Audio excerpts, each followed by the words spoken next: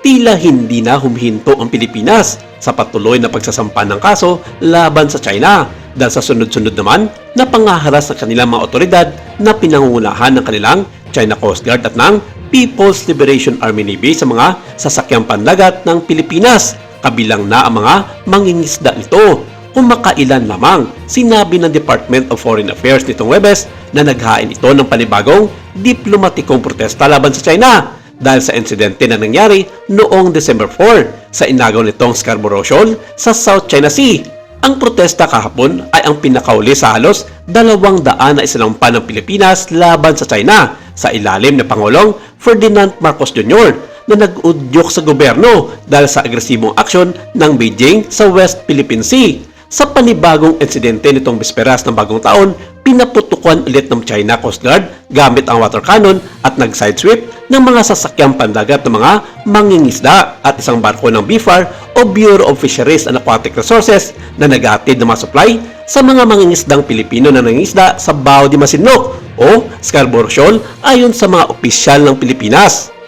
Ang mga sasakyang pandagat ng baybayin ng Pilipinas ay naharap din sa pagharang, mga pag-shadow at mga mapanganib na pagniobra mula sa 4 na sasakyang pandagat ng China Coast Guard kasama ang ilan sa mga militia vessels nito. Mga aksyon na inilarawan ng isang mataas na opisyal ng Department of National Defense noong Huwebes na nakababahala.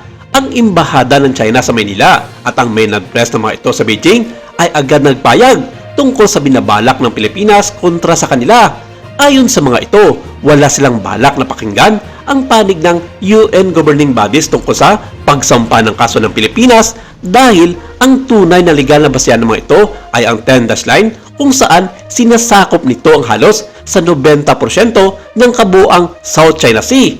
Sinabi ni Mao Ning, tagapagsalita ng Foreign Minister ng China, na may pagkamatigas talaga ng ulo ang gobyerno ng Pilipinas tungkol sa usaping ito dahil pinipilit ng mga ito ang mga iligal na tuntunin sa pang-international na batas kahit hindi naman kinikilala ng kanilang gobyerno.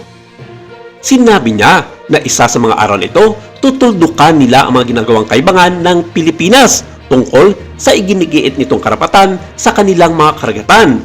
Sa ginagawa ng Pilipinas na ito, parang malapit sa puntong hinahamonan ng isang giyera ang China ayon kay Mao Ning. At hindi magkakamali ang mga ito na humarap sa isang napakalaking dragon na pwedeng sunugin ang isang pamayanan.